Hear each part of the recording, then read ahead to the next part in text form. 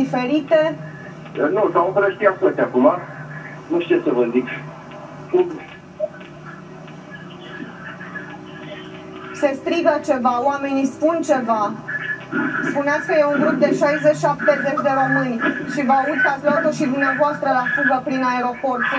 Sunt momente cumplite pe care le trăiți. Da. Doamne. Da. Este... S-au auzit focuri de armă, toată lumea a intrat în panică. Asta e același care l-a dat mai devreme. Da. Se aud focuri de armă afară.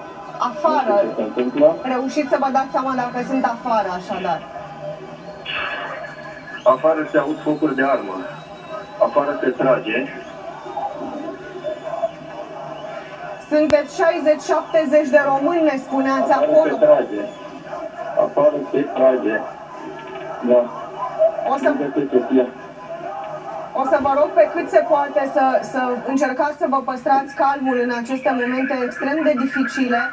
Cu siguranță... Da, este foarte, foarte importantă. Okay. O să vă rog să mergeți într-un loc cât se poate de sigur. O să încercăm să vă contactăm în continuare. Să sperăm că veți reuși să o găsiți rapid și pe soția dumneavoastră. Sunt evenimente în desfășurare care sunt absolut șocante ca informații, ca imagini.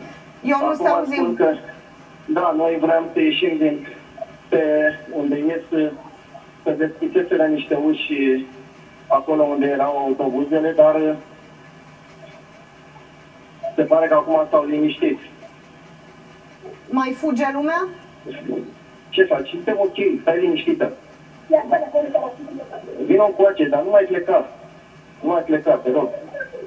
S-au tras niște... Ce s-a întâmplat? E serialul de tot, gata. Ușor. Ați găsit soția? Ușor, ușor, ușor. Ușor. Gata, liniștește-te. Nu face bine lui ăla micu, te rog. Sunt și copii așadar.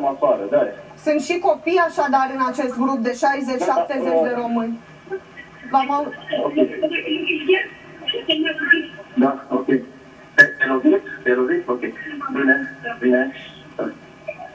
Eu nu am auzit vorbind despre un copil? Absolut dramatică această conversație pe care Sabina a avut.